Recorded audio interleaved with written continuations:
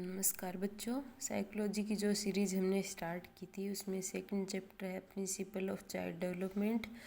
इसमें first topic है बाल विकास के सिद्धांत, निरंतरता का सिद्धांत, कंटिन्यूटी का सिद्धांत, जिसको हम कहते हैं बाल विकास लगातार चलता रहता है और जो जन्म से मृत्यु तक चलता है।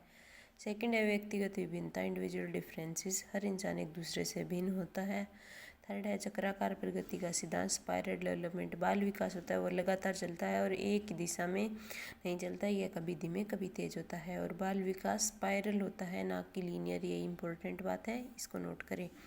फोर्थ है विकास की दिशा का सिद्धांत। इसमें दो थ्योरी होती है, सिर से पैर, मस्तक अधोमुखी, सिरोपादीय सेफियोकॉर्डल, और सेकंड होती है केंद्र से नीचे, केंद्राभिमुख, प्रोक्सिमा डिस्पेटल और सेंटर ऑफ परिफेरल। ये इसके अलग अलग नाम है, इसको याद करें।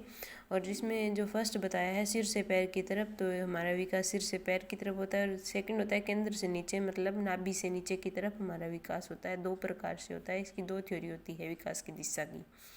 और जो पांचवा है उसमें है एकाग्रता का सिद्धांत, इंटीग्रेशन थ्योरी। इसमें बॉडी के पार्ट और सब पार्ट का यूज होता है। जैसे बच्चा सबसे पहले उंगली, फिर मुट्ठी और फिर हाथ का प्रयोग करके सीखता है। और छठा है सामान्य से विशिष्ट की और जनरल टू स्पेसिफिक। जिसमें बच्चा लेटता है, बैठता है, उठता है, घुटने के बल चलता है, ये सामान्य से विशिष्ट की प्रक्रिया है। इसके बाद सातवां है सामान्य जो समान प्रतिमान का सिद्धांत है। जो दुनिया में किसी भी कोने में जन्मा बच्चा है वो एक समान गति से आगे बढ़ता है, उनकी गति समान होती है। और उसके बाद इंडिविजुअल डिफरेंसेस होती है, वो अलग अलग होते हैं, वो वातावरण और वंशानुक्रम का भी प्रभाव पड़ता है उस पर। इसके बाद आठवां है विशेष क्रम का सिद्धांत, जिसमें सीक्वेंस होता है LSRW, ये याद रखें, बहुत इंपॉर्टेंट है।